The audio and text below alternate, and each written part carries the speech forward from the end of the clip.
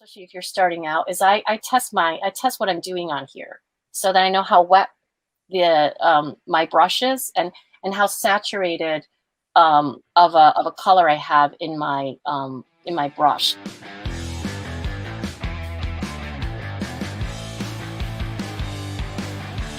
Welcome to Wennie Huang. Wendy, we met you on Watercolor Live last week. You were doing some demonstrations, and I was so impressed that I wanted to have you on the show for everybody else. Eric, thanks for having me on. I'm really excited about today. What are you going to do? I'm doing a demo today, and it's going to be on color theory. You know how much I love color theory from the other demos. And I'm going to apply this concept to painting. Now, I am using watercolor, but these concepts can really apply to any painting medium. You know, that's something we all have trouble with. I think I had, when I first started painting, somebody was throwing out terms about warm and cool colors, and I was confused. They were throwing out methods of, you know, making colors vibrate, and I was confused. They were throwing out all kinds of things about, you know, graying down chroma and everything. So I'm really excited to hear what you have to say. Let's get right into it. Great. All right. Okay. So I'm gonna rotate my camera around to sort of show you, but I just want to quickly show you this is a little grid that I have of color that I'm going to be using red and green today. And let me switch over to my camera here. Yeah, while you're doing that, let me just mention to everybody, my name is Eric Rhodes. I'm the publisher of Fine Art Connoisseur and Plein Air magazine, and this is day number 316. We have prizes in comments, and so if you make comments, we will randomly grab people for prizes. We have the winner of yesterday's prize is Maji. I'm going to put it on the screen because I can't pronounce it. Konrad Studerek from Poland. So congratulations, you're getting a subscription to Plein Air magazine, digital subscription. And today's prize will be the Plein Air apron, which is a great apron. And so all you got to do is tell us where you're from, make your comments about where you're from, where you're watching from. That's very helpful for us. And now back to Wennie. All right, Wennie. Okay. So I'm just going to show you, I'm not going to be able to fit in all the steps in real time because this does take time to make, but I do want to show you, I'm doing a still life, very simple still life here, an apple, a little tea canister, and actually apple cider vinegar, so some glass. And I'm using, this is permanent red medium. And also Viridian Green. This is in actually the Royal Talons Van Gogh line, which is it's a simple line. I use it for my demos because it's got a great price point. It's easy for beginners to handle because the viscosity between colors is very similar, and so I like that. And what I'm doing now, I'm going to do a slightly closer and abbreviated concept of this, but basically in this I'm looking at this top row here shows glazing, and glazing is really, I think, in watercolor one of the most magical things you can do it in oil, and an example of that would be Vermeer used glazing in his one of my favorite painters in oil painting. And so it's a thin glaze, a thin layer of one color that's laid down first. That is typically not the local color. Local color is like, you know, if a dress is blue, then you're mixing blue. So instead, what Vermeer would do is he would lay down an orange, and then or a burnt sienna, and then he'd go in later on top with the local color, and it creates a wonderful sense of space. Like I think of it as Jello,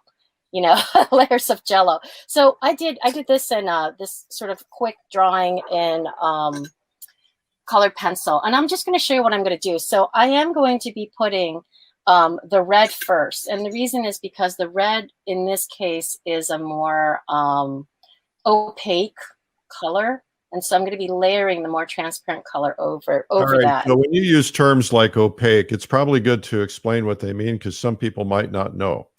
And it means different. It's a little bit different in different media, but in general, what it means is, especially in a media where you are painting in a glazing method, the idea is that the color of the surface comes back on top of comes back to your eye through the color. Now, when it's opaque, because of the kind of pigment and how it's broken down, what's happening is the light's coming down and it's actually hitting the pigment particles, and it's bouncing back from the surface to your eye. However, when you're using a transparent color, which is like you know, Viridian, what happens is, because of the nature of the pigment, instead of the light hitting the pigment particles, it's actually going through the pigment particles, and what you're seeing is the paper coming through. Now, so it's like stained glass. it is. Yeah, that's a great analogy. It is like stained glass. And, you know, if you thin, here's a, you know, I'm adding water to this red here, and which is more of an opaque color. And you could see that it does thin down. It's not like an opaque color is, you know, if you thin it, it's going to be more transparent. Yeah, that would be less true with oil paint than it would be with watercolor, though. Exactly. Yes, that's right. So in general, all colors in watercolor are transparent compared to oil. Now, what I'm doing here is I have a test card, and what I use with this test card, this is very important, especially if you're starting out, is I test what I'm doing on here so that I know how wet the my brush is, and how saturated of a color I have in my brush. And so I'm going to paint this first one. The first one is going to be like at the maximum saturation. And just so you know, I have my my block. I'm painting on Arches, 140-pound cold press, and my favorite, many watercolorists' favorite. And you can see as I'm going over it, look at how you can see the green colored pencil through the opaque, saturated square of red, right? So that pretty much proves you can see through it, even though it's opaque, even though I'm painting it at a, I wouldn't say this is maximum saturation, but probably like 80–90%. So the point here, and what I've done here, I have 5 here, but you can see that like on the end, this is white. And I call these different gradations. This is dark, so D for dark, medium, light, and pale. And that's just what I've named it. It's not anything technical. But the idea is that these are different gradations. And to be able to achieve a pale, I think, you know, some people paint pale all the time, but it's achieve these gradations in regular jumps. Now, I might not be able to do this, but I'm going to try. And one of the things that's going to help me get those gradations is to actually use this test card. So this is going to be the next gradation. You can see it's a little more transparent than this one. And the more water you have in your brush, the lighter the watercolor is going to dry. So the wetter you're painting, the more you need to anticipate that the drying is going to be more dramatic, the color once it's dry. Winnie, there are people who tuned in late who didn't hear you. So you said they asked a question about what material did you say was good for beginning artists, and you named a brand. Yes, I love a Royal Talens brand. Van Gogh watercolors is the brand that I use. I've been using this brand for over 30 years teaching and doing my own work, and it's affordable. It's a great price point, and it's also easy to handle. You know, you don't have, that's the main thing. You're not struggling with the paint, you know, having different colors, doing different things. They all kind of have a very similar viscosity. It's the one I recommend to my students. I teach at the 92nd Street Y, and I recommend this brand to them. Well, hello from Brazil, from a couple people from India, from South Africa. Welcome. We have people all over the world watching Winnie, and it's really exciting. Yesterday, I got a text message or an email, or I guess an instant message or something from somebody. And they said, you know, I tuned in because I happened to follow a particular artist that was on your show yesterday.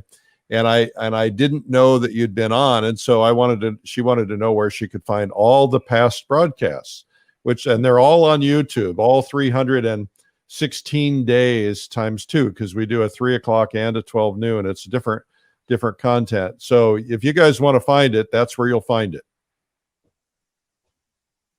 I love that you have those videos available. I think that it's such a wonderful teaching tool, and I'm definitely going to be referring my students to that. I think it's so helpful for them to see how demos are done live. So what I'm doing right now is, because I'm glazing, I need to let these dry completely. So I need to let them, I didn't paint them very wet. You can see that I'm painting on a slant, actually. You can see the setup here, and I'm painting it probably at 45-degree slant. The reason, and I prefer to paint at an angle and to have it sort of propped upright a bit anyway, and that's because I can tell if there's too much water, that it's going to beat up at the bottom of these washes. Okay, all right. And so that's why. Okay, so while I'm waiting for that to dry, because I need to let it dry all the way, what I'm going to do is I'm going to show you this other technique that is also, again, color theory. I'm using the same colors, but I'll show you how you can like shift a color, which is a lot of fun. I'm doing an abbreviated version here. And so I'm going to actually start out with the red. And again, I want to do this like I want to add the red, and I'm going to do my test card here. Very important. At about, I would say like 50% or less. And that the reason is because I want to leave room for, the green to come in. I joke around with my students a lot. Like I tell them, think about the paper as a party room. And you're like the host. So you're like, you're bringing in these colors that are your guests, and you're bringing them into the room, and you're going to be, sorry about that. Okay. So see how I'm dropping in the color just with the tip of my brush, and that's creating this change that happens in the color. And I think of this as like mingling. In other words, like you're letting the colors sort of mingle together on their own, and wet on wet, right? So I'm going to do another one here, and very similar dilution of the red in this one. And this is like, I have students do this exercise in the beginning. They haven't been painting for a while. I'll have them sort of do this exercise. So in this one now, I'm going to be dropping in the green, but less, and slightly more diluted. So again,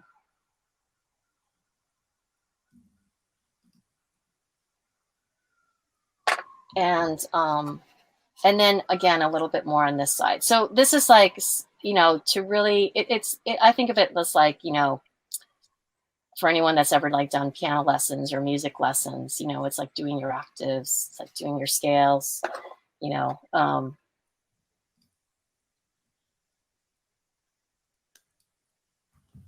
Now, what you can see here is that this is soft. In other words, the way that the colors are mingling or mixing is a soft way to switch the color. And when you back far away, you'll see that the colors read, it's almost like a Syrah or something, right? So they'll read sort of differently. Now, in this one, what I'm going to do is I'm going to start with the green.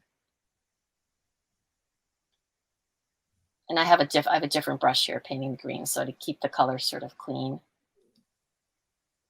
All right, and then I'm going to drop in the red.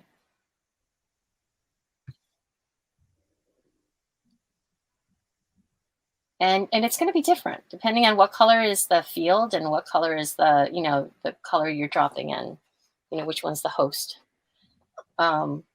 This one, again, a little more diluted.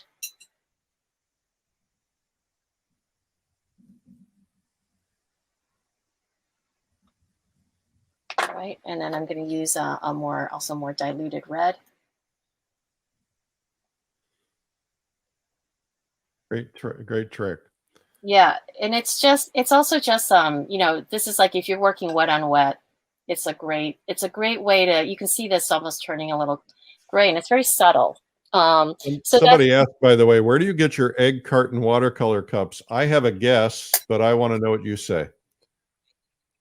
Oh my God, everybody loves those. It's like hilarious. It cracks me up. I get them, I think I bought mine originally at Anthropology. It's this sort of home goods, clothing store. And they have these like quirky little ceramics and things. And I think originally I bought mine there. But you can find very similar stuff online now. If you just, I think on Amazon, if you type in deviled egg ceramic or porcelain tray, Oh, you're, that's a good idea. Devil's yeah, egg you're gonna tray. find it. You could Yeah. do a round one too. I went to Trader Joe's the other day and I bought some moji, the ice cream. Oh, yeah. And I love. after consuming the entire box, I realized it's a tray just like that of white plastic, and it's perfect for watercolor. Looks Oh, looks exactly like that, and it's free, and you get moji with it. oh my gosh, that's great. Where did you get this? At Whole Foods? Where did you Trader go? Joe's. Trader Joe's. Love Trader Joe's. That's very cool. Yeah. So I am going to, so right now, so I did that just to sort of show you another technique. I call it mingling, but I think there's a lot of different terms, wet into wet, whatever it is, charging. So these are dry now. And so I actually go and I touch them and they're nice and dry. So now I'm going to paint the green on top. This is Viridian green now on top of the permanent red medium.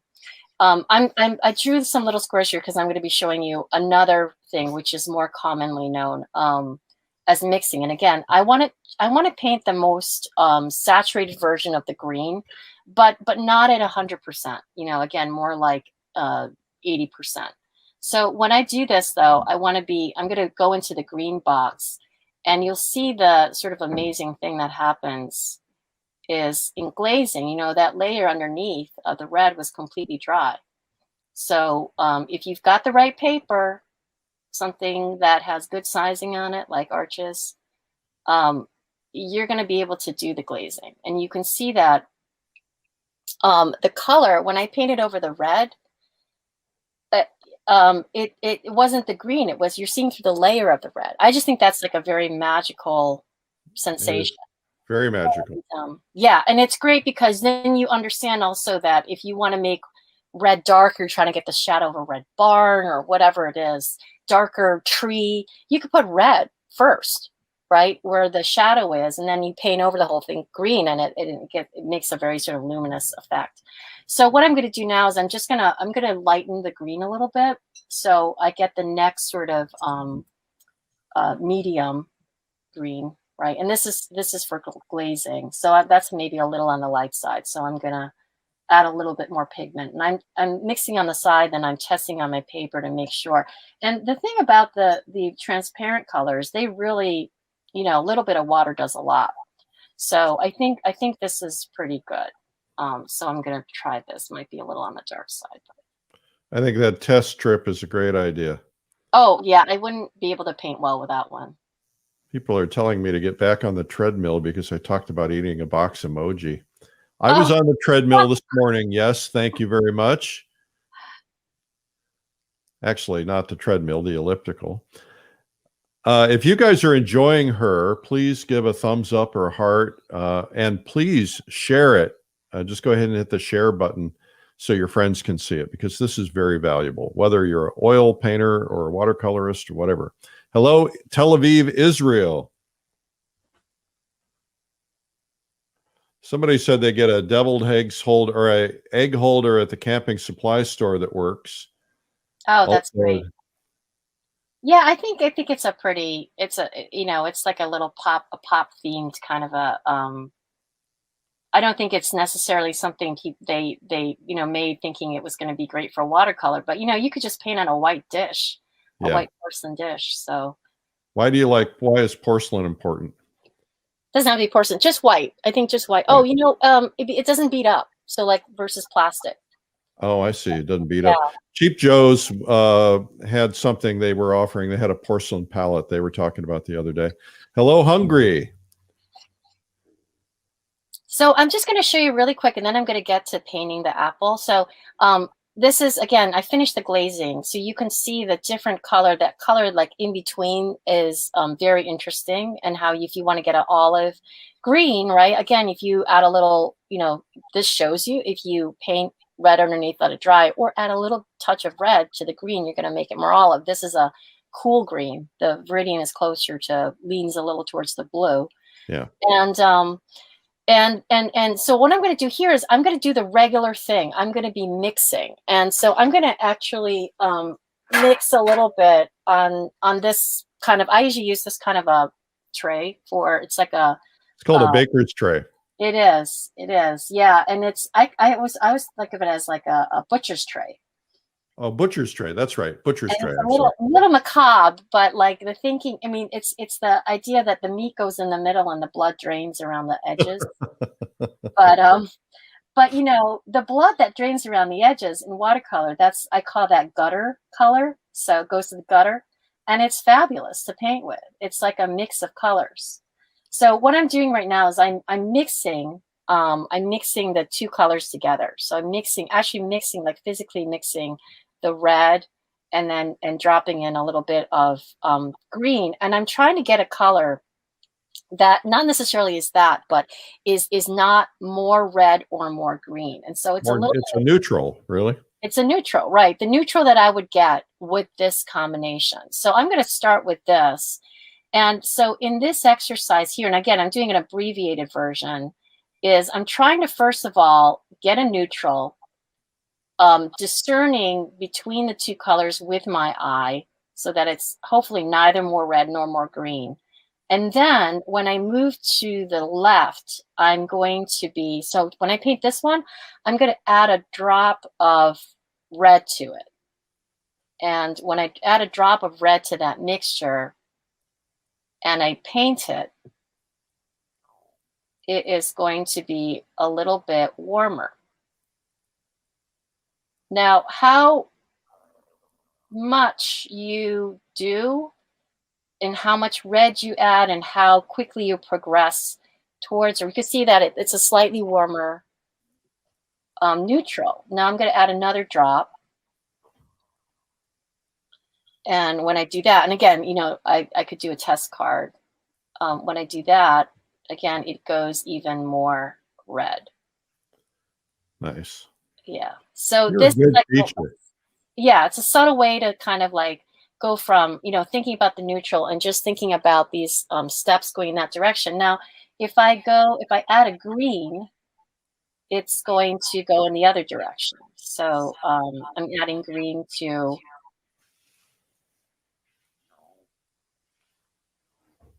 I'm going to now.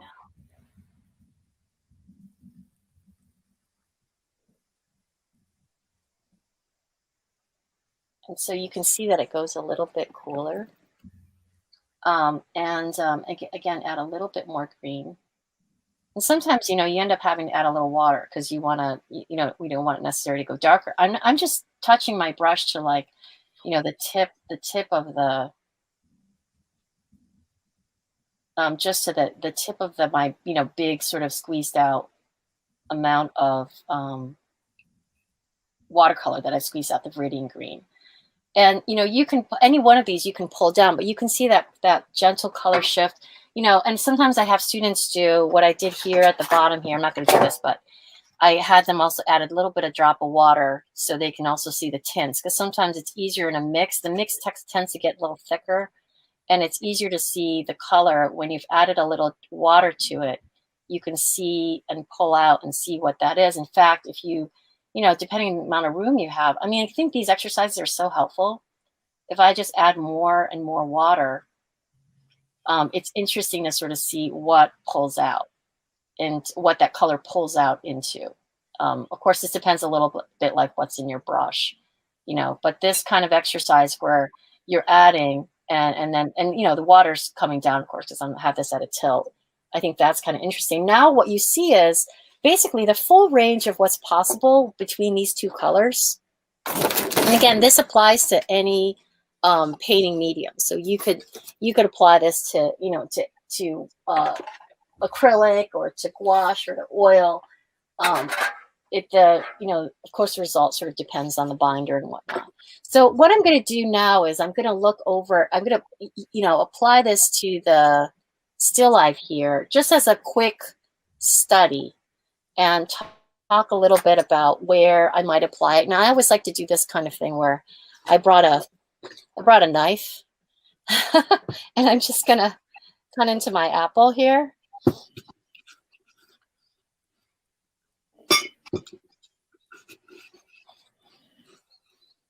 My son would be asking what kind of knife, because he works for Cutco and he sells knives. Oh, I know Cutco. This is a knife. I just think a knife from my mom. I think it's like Henkel's. Yeah. All right, so I'll You're set. making me salivate. I Looks see good. that juicy apple, right? And so what's really interesting, you see the apple, and then you also see, the slice of apple, right? And so, so using that color combination to paint, and I'm going to see, I might just place this here because I think there's more interesting shadows without the plate.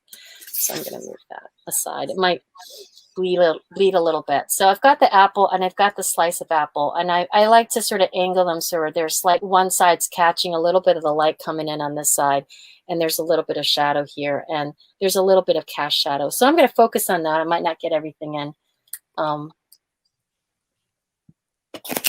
And hello, Egypt. Welcome, Mustafa. Hello, okay. Another one from India. Thank you, India, for coming. Welcome. It's great to have these people tune in. So I'm going to do, I actually don't, I typically do not draw with a pencil when I paint, because I just really like to draw with a brush. So I'm using. What kind of brush are you using?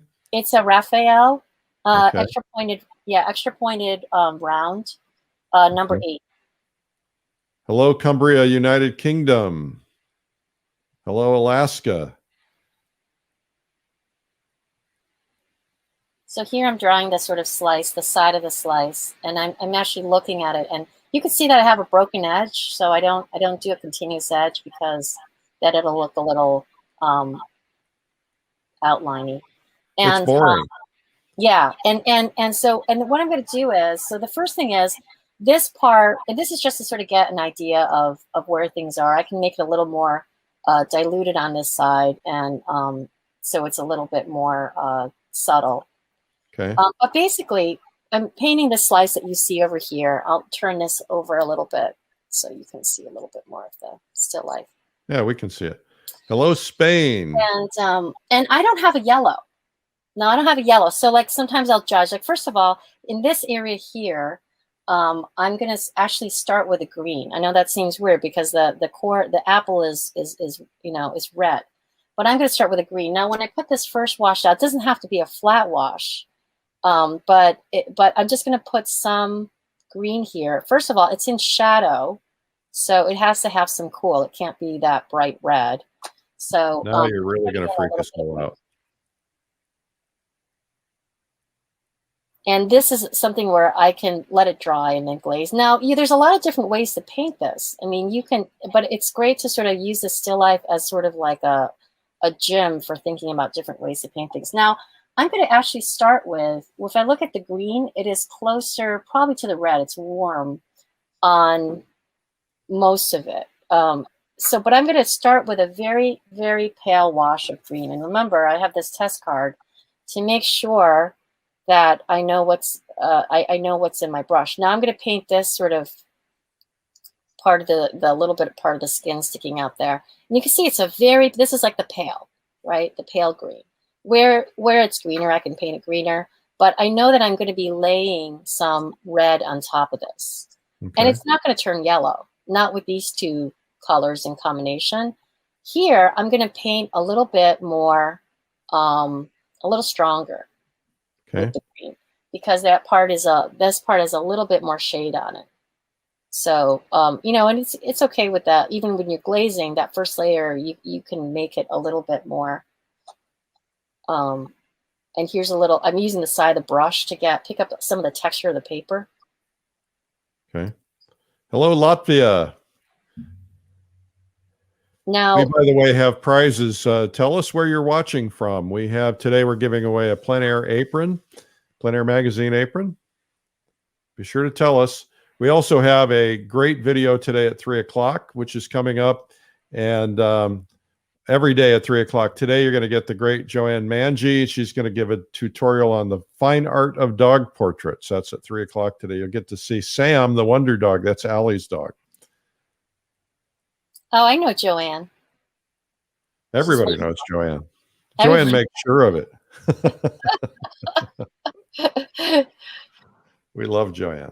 Joanne's great. She's also a Royal Talons art ambassador. That's how I Yes. know her. Yeah, Yeah. she's terrific. She's really fun at happy hour. Yeah.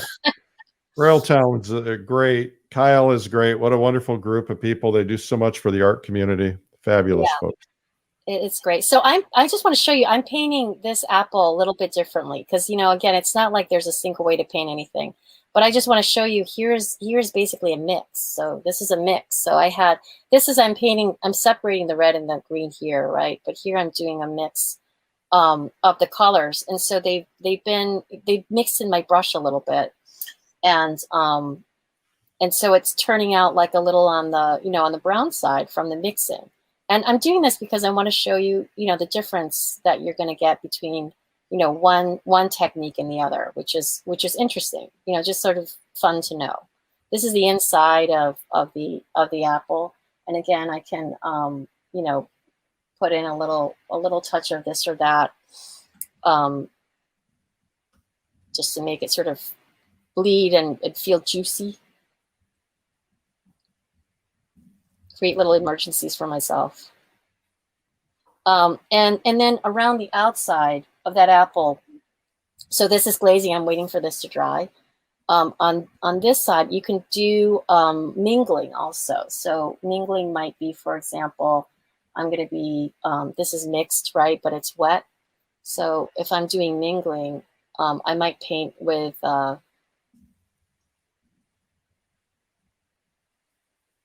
red. If I stop talking, it's just because I'm thinking about something visually. But You're so allowed to paint. red. You don't have to talk at all times. Okay. I won't. I promise not to scold you. You know what? I feel my teenage son nodding in the back when you say that, Eric. In agreement. Yeah. Yeah, I get that from my kids. Dad, just make it quiet once in a while. Yeah. What age is your son? He is 18. Oh boy, same age as mine. I have three of them that are 18. Oh my gosh! Wow. Yeah, an interesting moment, you know, time, right? Especially now, the poor people, poor kids, and young people. I feel very sorry for in this whole pandemic. Yeah, my kids are going to college on Zoom. At least two of them are. Wow. Yeah, he's my son's all remote also. And where's home for you? I'm coming in from Brooklyn. Okay. Yeah. So, and I've lived here I'm from New York State. So I was born in New York State. My parents came from Taiwan in the 60s.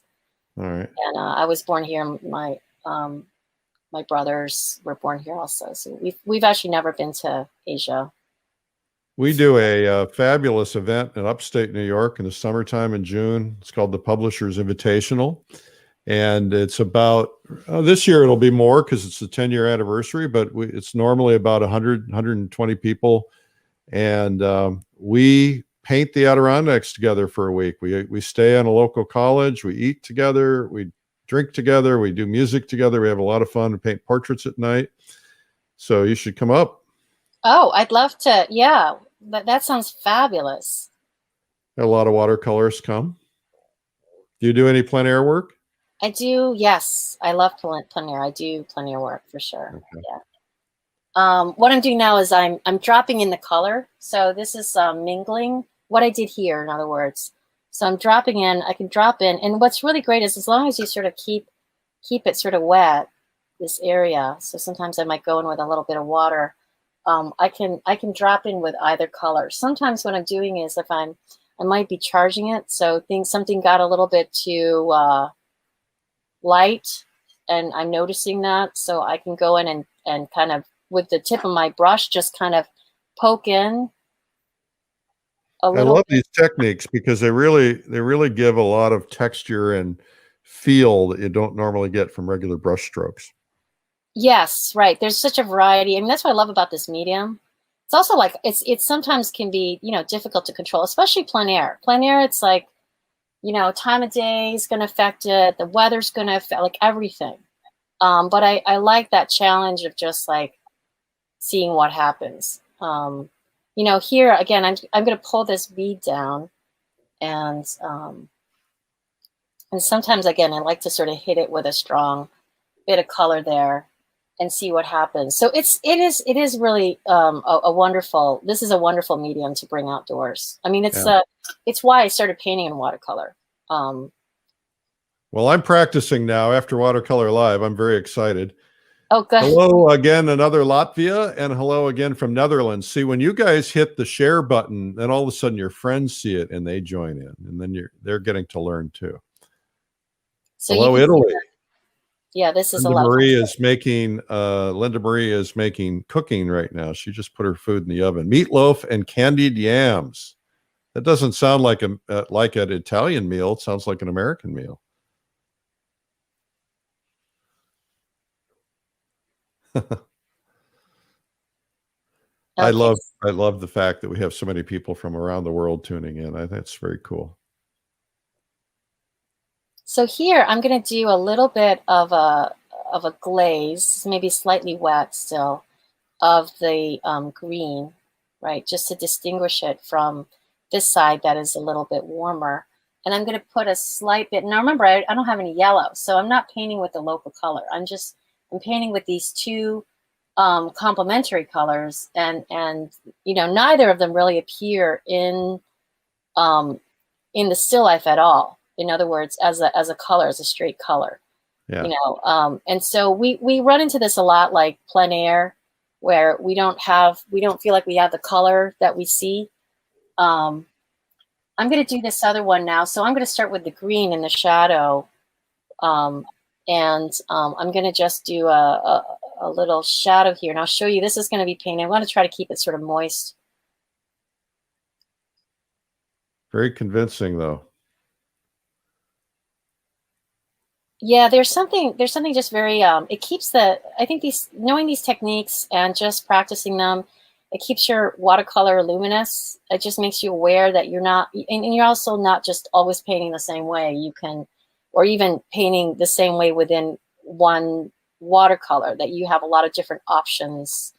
And I think it also is exciting to not always know how the colors are going to, you know, come out. It keeps it interesting. Yes. Yeah. So here I'm just adding, I'm going to be dropping in the red. So sometimes I'm painting with them, you know, by themselves. And then after I drop in the red, I can still go in and drop in more green and shift it again. So the color is, when it's wet, it's fluid. And even when it's dry, you can glaze and you can shift that color. You're getting that reflected light in there, though. That's nice. Yeah, yeah. So it's subtle. It's allowing, you know, watching that Watercolor Live. I have to say the Joseph Zabukvik, his demo was phenomenal. And in, you know, what he said, everything he said, actually all of the you know, Andy Evenson and all of them were amazing. But what I love about his you know, what he said about listening to the watercolor, that really resonated with me. You know, sort of watching it and allowing it to do what it wants. So what I'm going to do here is, with this little bit, I'm going to be adding the red and as a glaze. And I'm just going to wash out my brush here because it's got a little dirty. And I'm going to be adding the red as a glaze over the green. So, and you can see that it comes out differently. Now, when you do the glaze, it can't be too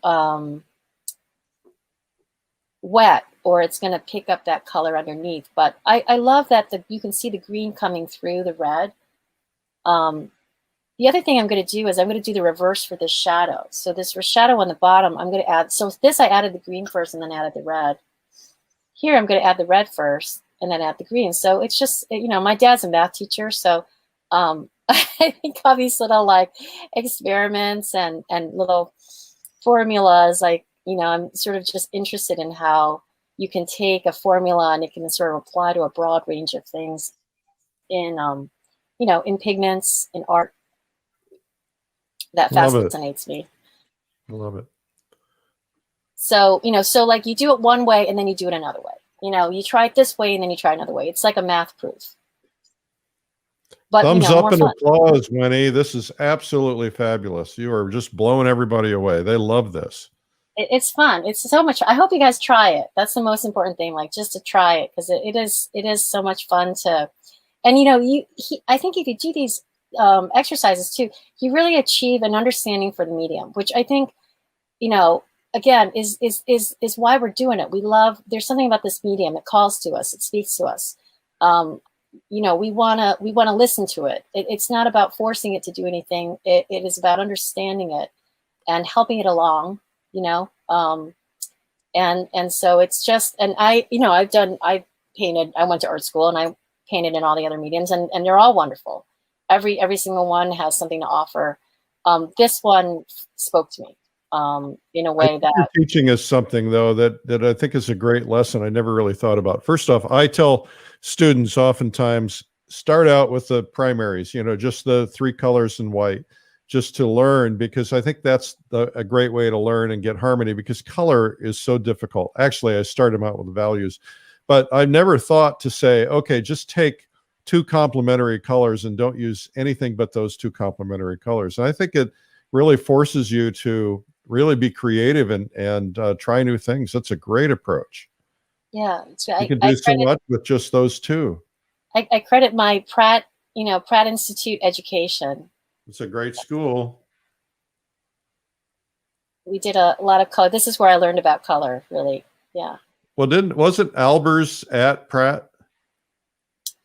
I don't know if I thought Joseph Albers taught at Pratt at one time. He maybe, not when I was there, but I think he did teach a number of the teachers that I had. Yeah, he probably. I think he did. Well, he was gone before you got it. I think he passed away. He may have, and then I'm thinking, then eventually Yale. But I think a lot of the teachers that I had him at Yale. And then, maybe that's it. Yeah, we'll ask Charlie Hunter. Charlie Hunter went to Yale. He'll know. Yeah, and so he was very influential, I think, in the foundation program at Pratt for very influential in terms of his exercises and everybody should have his books on color. Joseph Albers. There's also the Albers Institute does these workshops. You can take these workshops from, I guess, like they're trained in his method. The thing about it though that's a little different is what we did with Albers exercises was with dyed paper, but it's really applying the idea of that exercise though to pigment. So and that's what this is sort of about, which is again a lot of fun, lot of discovery in it. Now I'm just like mixing. So again, I'm trying to sort of use, in this area I've done glazing. I've done some mingling in this side area. You can see what happens with that. And now I'm just going to be mixing to get, like, say, the stem, right? So that's just like going to be like strong mixed color. Sometimes I kind of put in like a dark mark like that. Then I take my brush and just kind of add a little water so it gets a little fluid and doesn't look like it's just sort of flat. And that's the thing with watercolor. There has to be some flow at some point.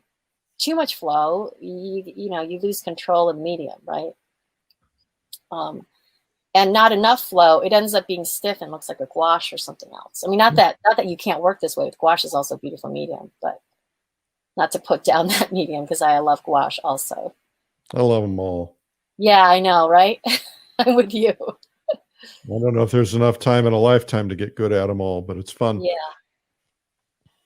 And you're using Van Gogh paints by Royal Talons, and you're using a Raphael brush. And Raphael, extra pointed round. This one's on the, so the Arches paper is pricey, and the Raphael brush is also pricey. It's what a great tool though. But I love it. No, I feel like I have to know where this brush is at all times. I have some extras just in case. But you can do this exercise with any brush, and I mean, it's just I'm very much identifying. I think I for many years painted with other kinds of brushes, and I really saved up for this, and it was something that I treated myself to when I Nice. hit 40, you know. So okay, so again, so this is, you can see like all the different varieties of ways that you can you know, use that sort of color theory. Now, like for example, if this is too I mean, I kind of like the way it is, but if you feel like you need to add a little bit more to that, you can glaze it with just a pure red. Now you know, just to sort of up that level, now that it's dry. Um, and so I'll go to my test card, make sure that I have some dilution that is going to be not too strong and not too weak and not too, especially not too wet. Um, and then I can add a little bit more heft to that side. And you can see a lot of times I'm just painting with the tip. I'm really, you know, this is why I encourage drawing with the brush, because when you draw with the brush, you really get to understand what the brush can do. It's very delicate and very beautiful. Thank Thumbs you. up and applause. You are Yeah, doing great. great. And I'm just gonna finish off with a little, there's a little darkness here, so I'm gonna, and sometimes I just like to put in a little, like, you know, little bit of the tip and let things sort of bleed a little bit. So it's not, I'm not illustrating the apple, I'm just sort of suggesting, Right. you know. Somebody asked to repeat the book. It's Joseph Albers. He has books on color. I'm not sure the names of the books off the top of my head. And then she's using Van Gogh paints, Arches watercolor paper, and a Raphael brush. And Van Gogh is from Royal Talents. Elaine is asking, does she have a streamlined video? Not yet. Somebody's looking out for me. So again, here I I'm can thinking we need to talk. just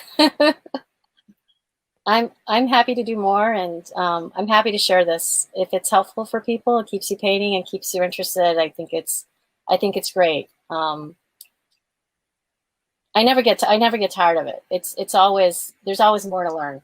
With color theory, there's always more. There are always more colors to experiment with, see what they do. So it's very very exciting for me to. You know, no one would ever look at those paintings and not say, "Oh, there's no yellow in that apple."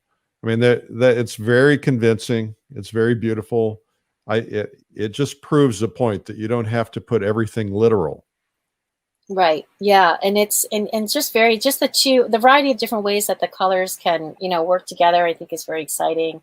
You know, having, you know, playing around with the shadow, doing this and doing that, but also just like, you know, understanding the medium, you know, listening to it. And, you know, I feel like these exercises, like, again, doing scales on the piano, or you doing your octaves, it's like Bach, you know, Yeah. so it's timeless. They're timeless exercises. Yeah. But yeah, I'm happy with that. Again, there could be, like, if I were putting in that fabric in the back, if I did a dark mixture of the two, and I go a little bit more on the green side of that mixture, you know, I could put in something in the back that is a little bit cooler and even very dramatic. This isn't what's back there, but like if I were making something, wanted to highlight that edge of the apple.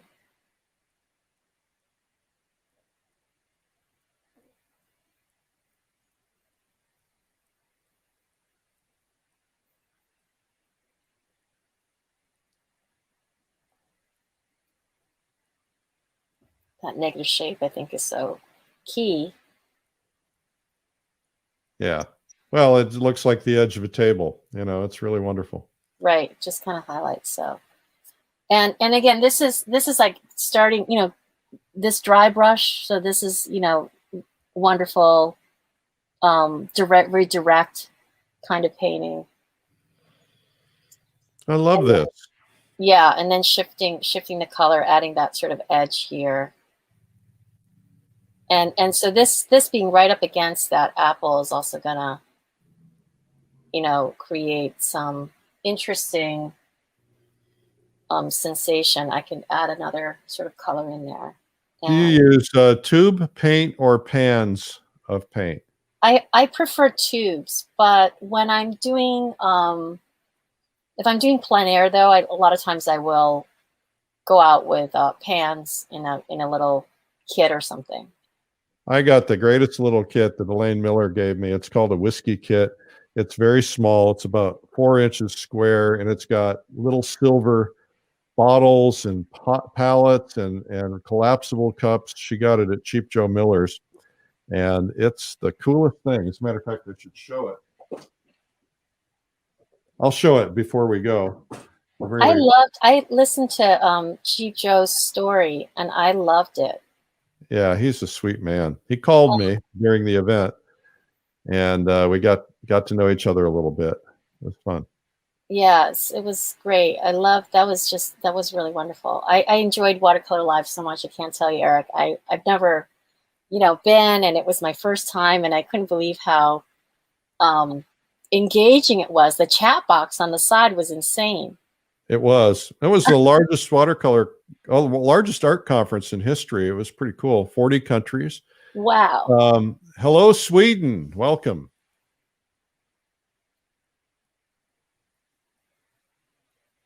It's really fabulous. So it's fun. I mean, again, it's just here it's dry, and I'm just kind of putting in a little bit of color there so that it resonates. But just having these bleed out. But again, it's fun because it's just two colors. So there's something very sort of simple about it. Yeah. Okay, Winnie, I'd like for you to come back on camera. Okay, great. All right. And yes, good. Great. Hi, everybody. Hi, this is Wennie. You haven't seen her face if you tuned in late. Wennie Huang. And Winnie, you're in your studio. Maybe you could just, I don't know what camera situation is, but we would love to see some of your artwork and maybe see your studio if you got just a minute. Oh my gosh. Okay. Well, I know it's a mess. It is a mess. So I will show you around a little bit. So this is my desk. Let me maybe I'll just do this. I'll just rotate. Yeah, okay. A little bit. So, by the way, I loved when you did the color charts on Watercolor Live. That was really a color wheels and color charts. Yeah, the Albers. This is so this just looks out. I'm in Brooklyn. I'm like, I call it off Park Slope. So I'm like 10 stops into Brooklyn from Manhattan. Yeah. And then I do a lot of pastels. So I also teach pastel at the Pastel Society. And so I have examples up so I can sort of inspire students and pull some of them down sometimes to show. I teach believe it or not, a 3-dimensional design model making class at Parsons. That's what I teach. Oh, wow. There's a fashion studio that I'm teaching right now, and they had to make jewelry out of paper, a replica of actual jewelry, and then develop their own. So it's a lot of different kinds of things. And yeah, I have these other, and I'm working on a series of jars. This is, if you've seen the work of Janet Fish, she does all these jars. So I started doing these jars sort of in homage of hers, but in pastel. And those are kind of fun. Nice. I love glass. Yeah. So do you make your living as a teacher? Yeah, I teach, believe it or not, anywhere between 11 to 15 classes a semester at 4 to 5 different places. At 4 to 5 different places? You can really only do it in New York, I think. Yeah. Well, you have a terrific work ethic to be able to pull that off. It's it's sort of like being an airline and overbooking and then seeing what runs. Well, that's fabulous. Well, Wennie, you have been terrific today. I'd encourage everybody to go to Wennie's website. It's WennieHuang, which is pronounced Huang. That's right. WennieHuang.com, and visit there, and you can find out all about her classes and everything else she has to offer.